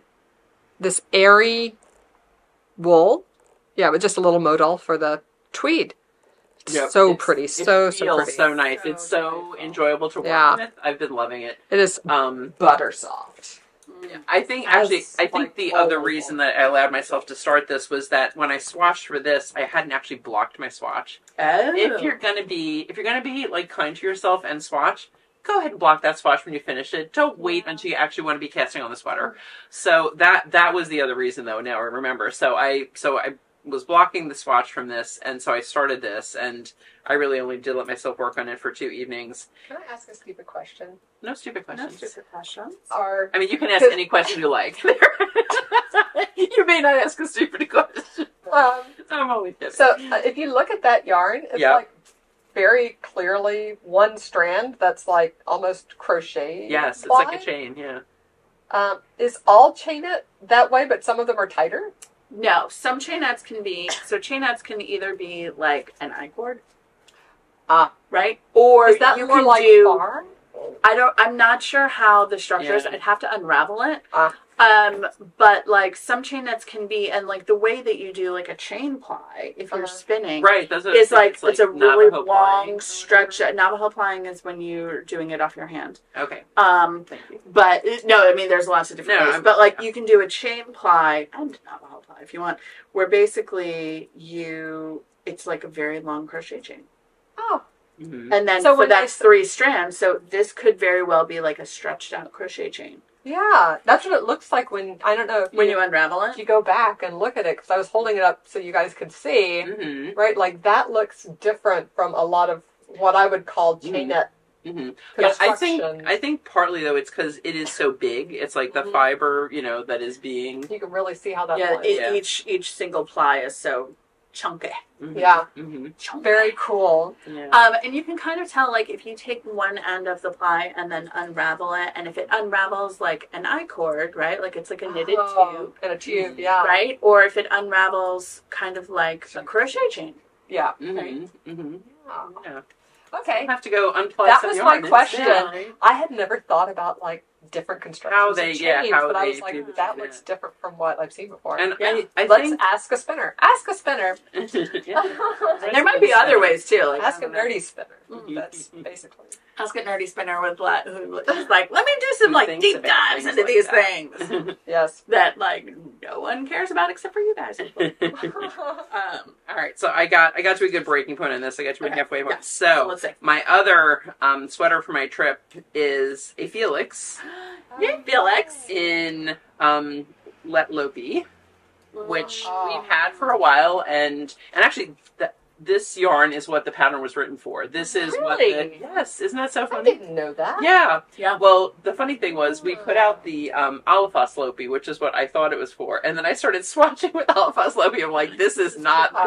Alafas Lopi is dense. It's so heavy. It would be like a suit of armor. I'd never wear it. So I then did. I re-swatched in. I actually told Chad next year he's getting an Alafas Lopi jacket for Rhinebeck. That's cool. You better hope it's cold. Well, yeah, you're gonna sweat. Either he's just gonna wear it over his shoulder. Right. Yeah. Get ready to carry it. Jean actually asked for a zippered sweater at this concert we were at Sunday night. Oh wow. I was like, I don't know. Like, I guess we had a lot of time to dance. Then we got around to that. My first sweater ever was a V-neck Lopi sweater, 2x2 rib, that was way too hot to wear, came out way too big, so I steeked it by literally just cutting it up the side, doing an I-cord finish, and sewed it in a zipper. I love it. Oh, nice. Still have it. Okay, I'll take up your... Yep, so here, let me put this up on the table too. So I was doing so well. I worked on this 3 nights. I was up to the sleeve divide, and then I couldn't take it, and petered out. I just petered out. So I was about to say, I would think you could do Felix by memory, like, frankly. In my project, it's Felix the 6th. I feel like it's like a pope. Felix the 6th. It is my 6th Felix.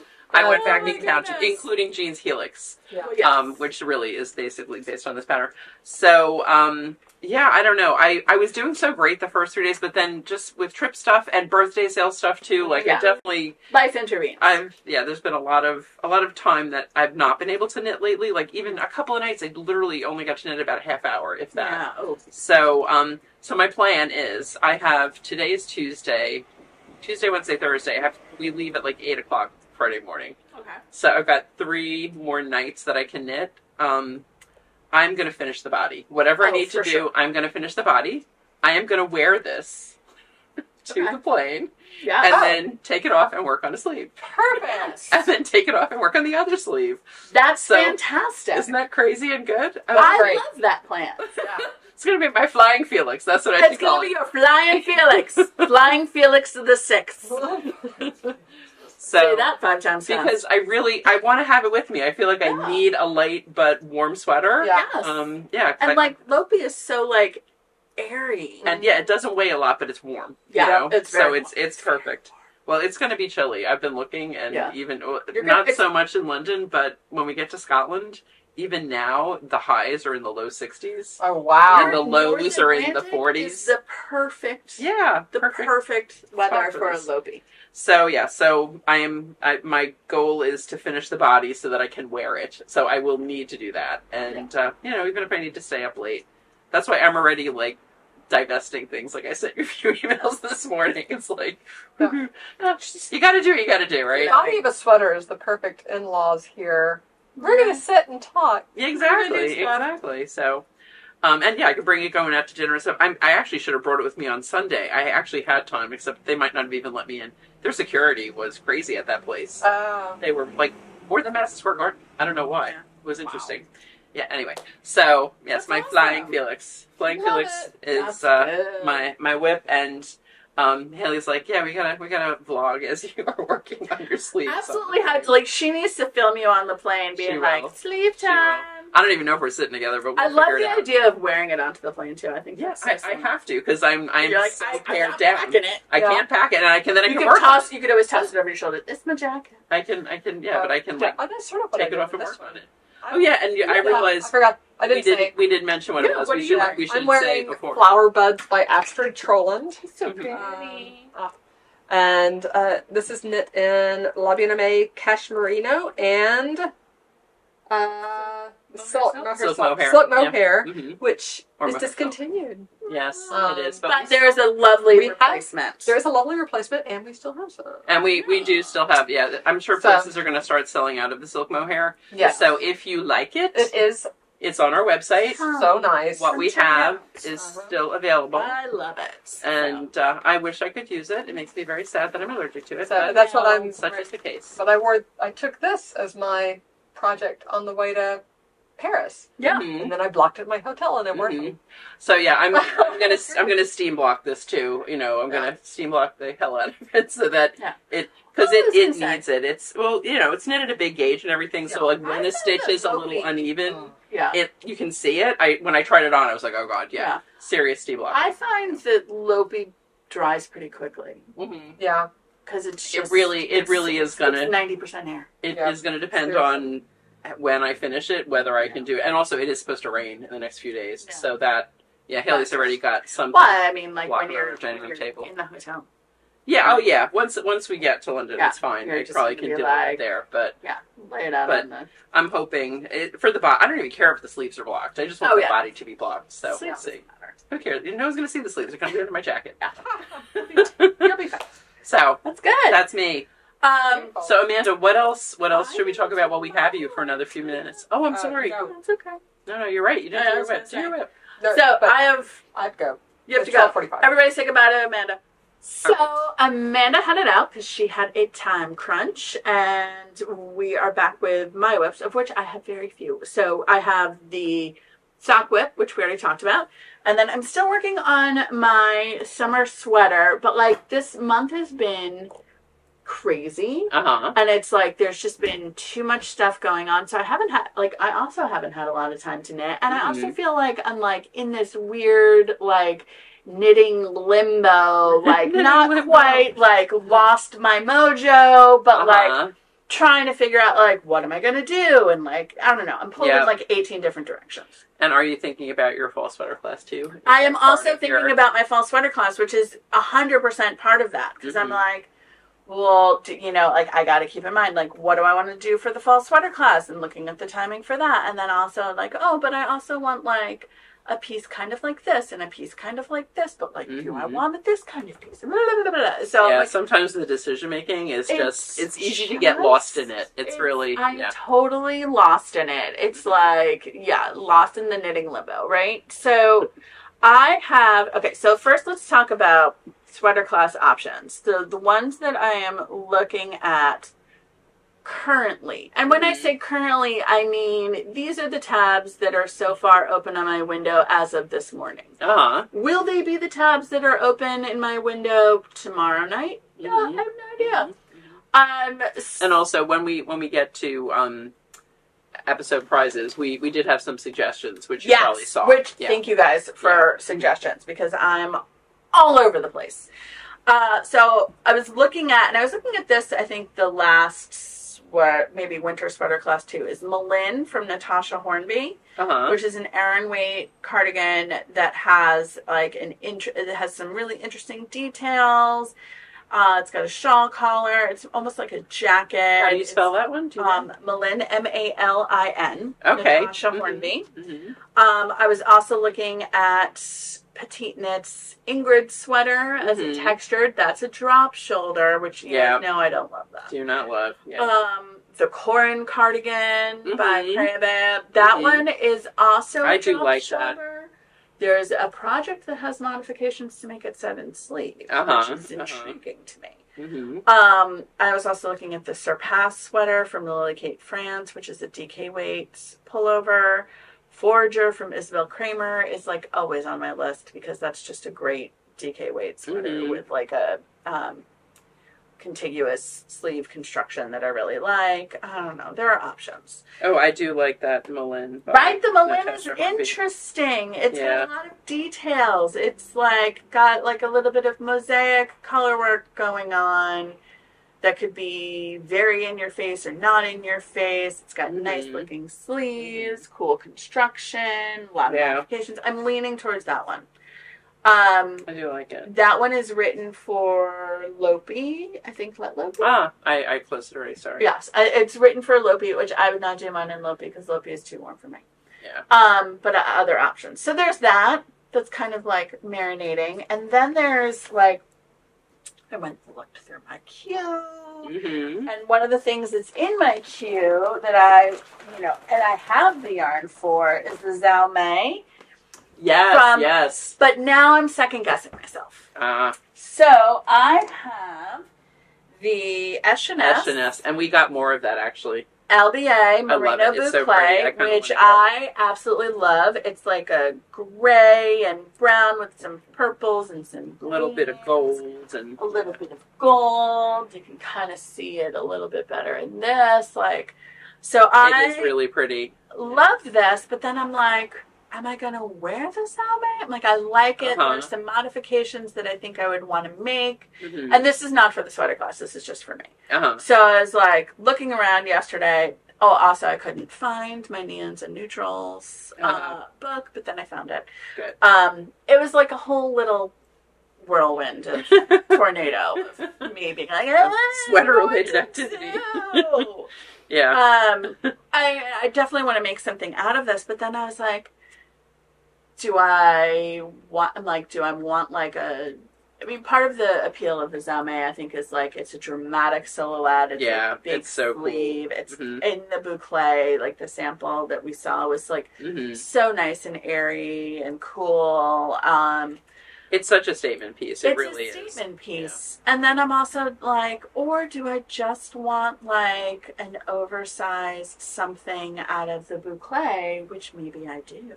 Yeah, that's an idea. And I was like, I mean, I could hold a double and make a Felix. I do love a Felix. I could hold a double and make something else. Hold a double with fingering and make a Felix would be so fun. Right? Yeah. Yeah. Or just hold it with itself, so it'd be like this, like, right, more airy and textury, whatever. Yep. Or I'm like, do I want something? I was looking at, I think the balloon sweater, also petite knit, with like a voluminous sleeve. That could look really cool with Have the drama with that, Have the drama. So I'm like, but I had the Zame in my head. Right, I had this in my head.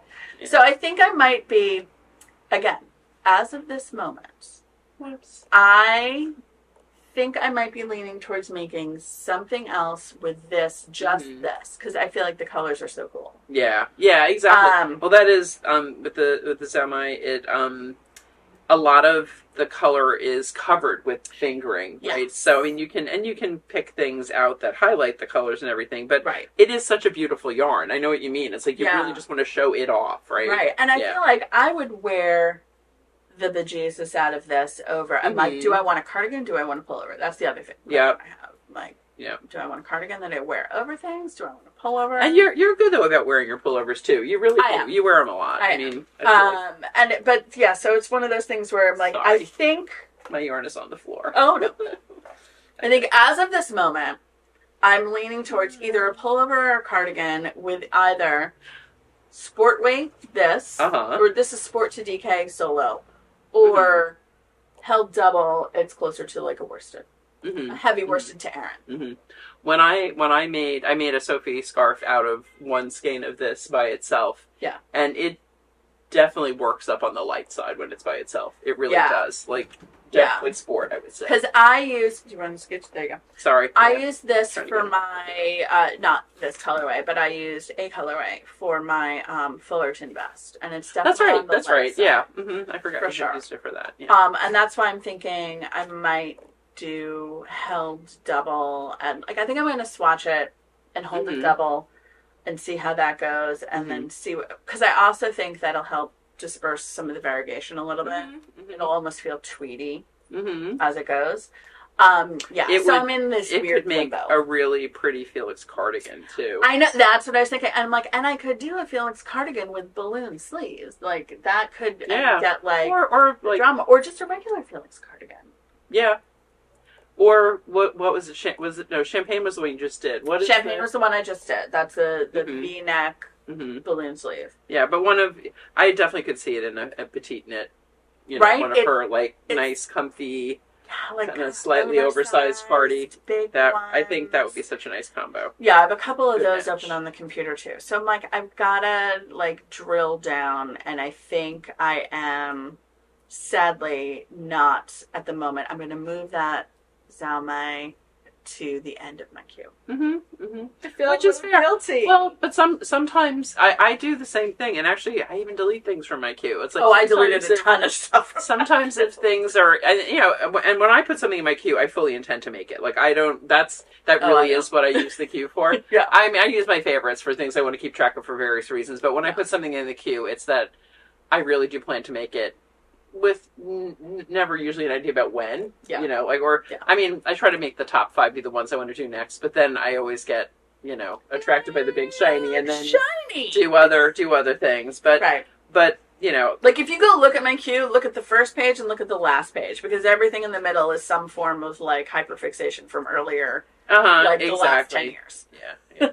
So, but. Yeah, sometimes moving it down in the queue is the right thing to do, and it's not like you don't love it anymore, but you're just not really feeling it at the time. Yeah, so. I think I might do that because I was like, I'm gonna get started on the Zame, and then I was like, but maybe I'm not. Maybe I won't. Yeah. But if anyone knows of any like dramatic silhouette, because I do feel like this could work well in either a very classic silhouette, like where it's like the texture and the color shows off, or it can hold something dramatic. Yeah, definitely. And so I was looking at some dramatic things. So very nice. There's my limbo whip.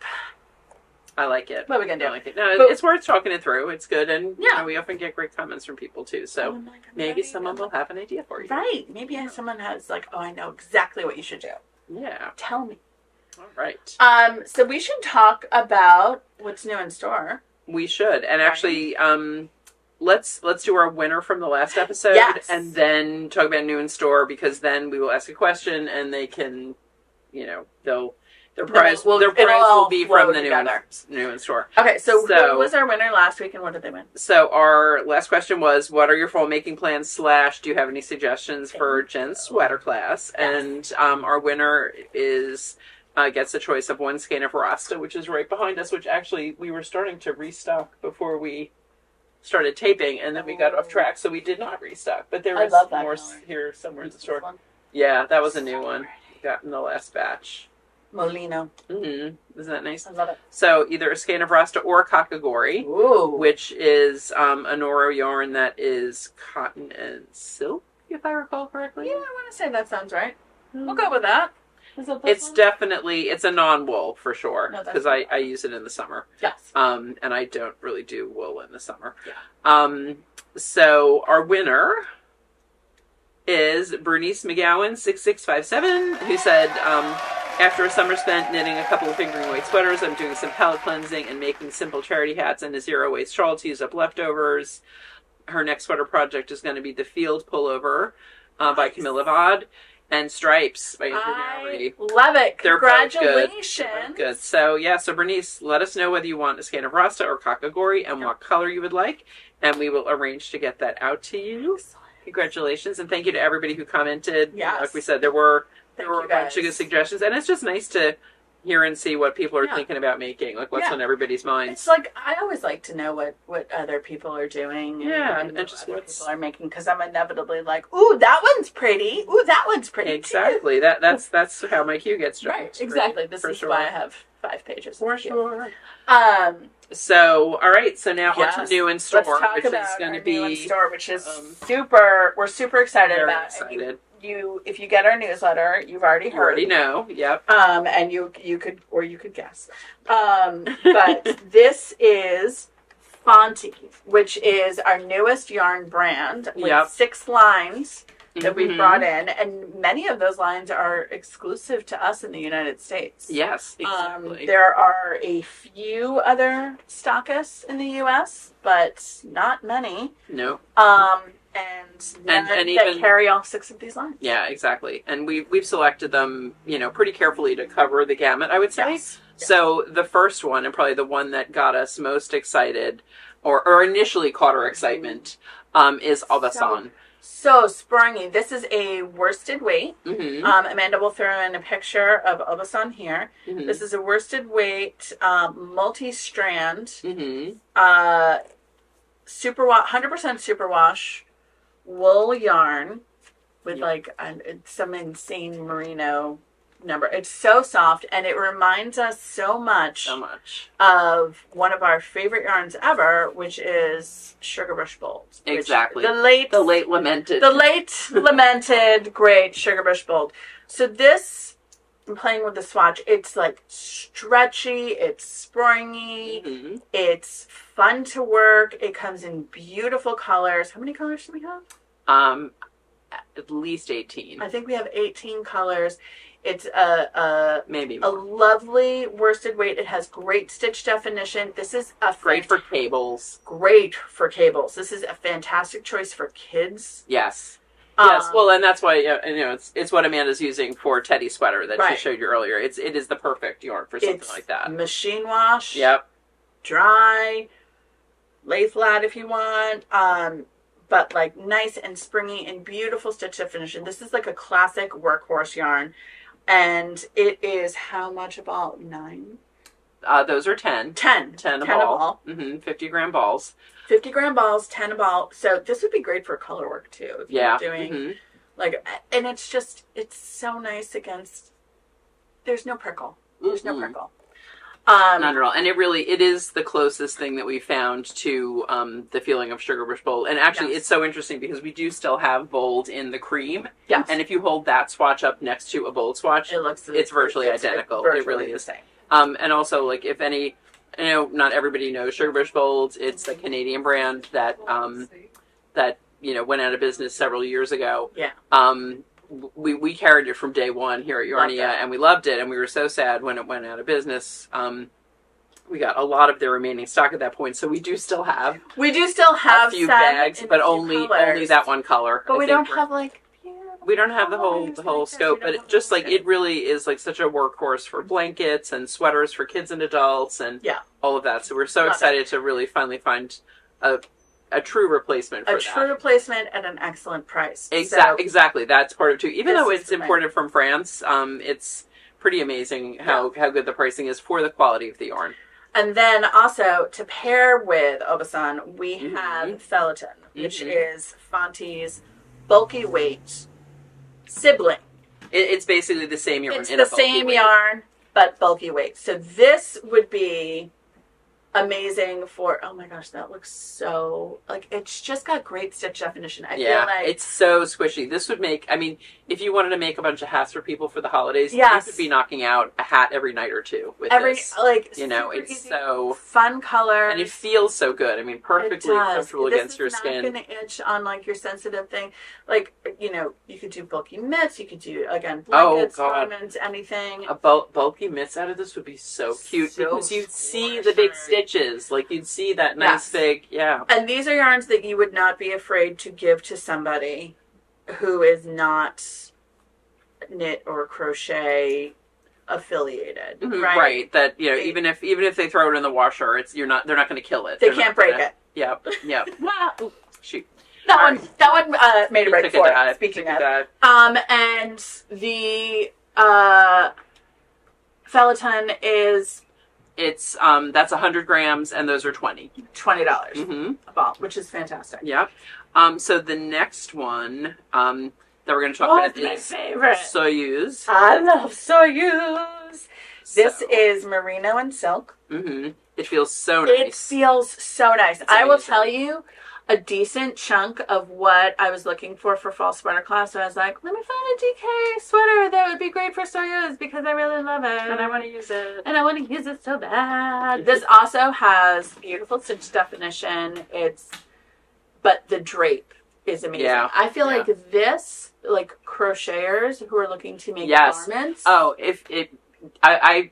I look at the newsletter. I'm Jen's, review proofreader basically because my spelling is atrocious. So one thing every Sunday, Jen writes the newsletter. Every Sunday, I take a look at it, and I always try to give some comments. And my comment this week was amazing pattern choices. You had such great pattern choices for all of our new Fonte yarns. So if you don't get the newsletter, you can go ahead and subscribe, and you can also go to our Facebook page. Yes. And you can click through and see old issues. Exactly. So there are a ton of great pattern suggestions, for all the yarns. But the one I loved that shawl. I thought that was so perfect. Just the Tony Lipsy pattern. The Tony Lipsy shawl. Yeah. In Soyuz would be beautiful because it's got a little bit of a sheen. It's got beautiful stitch definition, and this makes such a beautiful crochet fabric. And you've got the drape of silk, you got the warmth of wool, and again, this also does not have a prickle. I keep playing with it. It's so nice. Drapey. Yeah, it's so drapey. Yeah, and you probably already said so. It's 30% silk, 70% wool. 30% silk, 70 wool. And I don't remember the price of this off the top of my head. Maybe 12. Yeah, that sounds good. we should check online. Oh yeah, there you go. We can check online. The next one, and then I'll tell you. All right, and the next one I do remember. The next one is Super Tweed, which I love. Tweed. I've got a couple of balls of Super Tweed at home to make a sample out of. As soon as I'm back. So Super Tweed is. Soyuz is 12 a ball. I guessed right, or I remembered. Yes. Good job.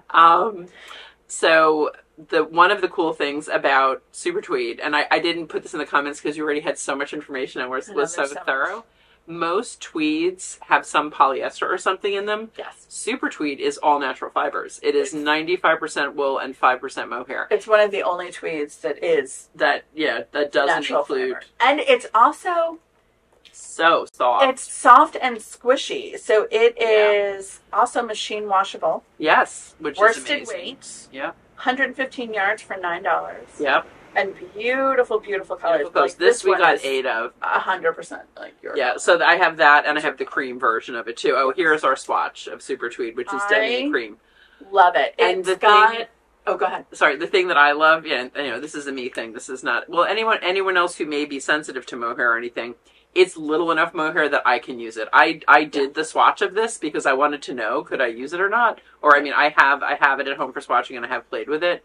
And I'm fine. 5% is little enough that even somebody who normally is like, I get all congested and everything, I'm fine. Yeah, it doesn't feel super mohair-y. No, not at all. I would say it's softer. Was it, some of the Noros have mohair in it, and you can feel the mohair in it. I can't feel the mohair. Yeah, I guess 5%. It's just, I wonder if it's the flex, but like really beautiful. I believe it is the flex. Colors. It's like such a great autumn palette. Mm-hmm. And then we have our... Oh, and we can show Amanda's project as part of this, too. Yeah. So, yes, we have, and these are sport weight, right? Yeah, I'd say sport. 50 grams, 145 meters. Bell is 75 mohair, 20 wool, and 5 poly for strength. 13 a ball. Mm-hmm. Yep. Oh, it's a soft one too. And then there's a sibling of Bell, which is called Bling Bling, and because here it's got sparkle. It's got some sparkle in it. So it's got some sparkle. So Amanda's at the end of her ball, but it's got a little bit of shimmer, and they're in coordinating colors. Yep. So between the two, we have almost 30 colors of the mohair, which is amazing. They're all. Actually, Amanda took a pretty picture of the shelf, so I'm sure she'll pop that in here as well, so you can see the whole palette. Here's our swatch of that. It really is so nice. And it really is. It's like it's got a beautiful haze. This is something where if you wanted to something a little bit bulkier than like a kid silk haze or a silk mohair, you don't need to hold this along anything. Yeah, this is it held single. This piece that she's which is called Wisp. Wisp. She is making Wisp, which is an older pattern from Knitty 2007. Yeah. Which is a really cleverly designed wrap that is so this is like a lacy pattern, and it has eyelets along the side. So once you knit your rectangle, you then sew buttons in, and then you can wrap it this way, wrap it that way, and then just pop the buttons through your ready-made things. So I will walk up and I will show a couple of things. Let's start with, this is the Bling Bling swatch. Let's focus. There we go. Isn't that beautiful? Obviously the teal, I'm very partial to it. So this is sport weight and coordinates with our lovely Bell.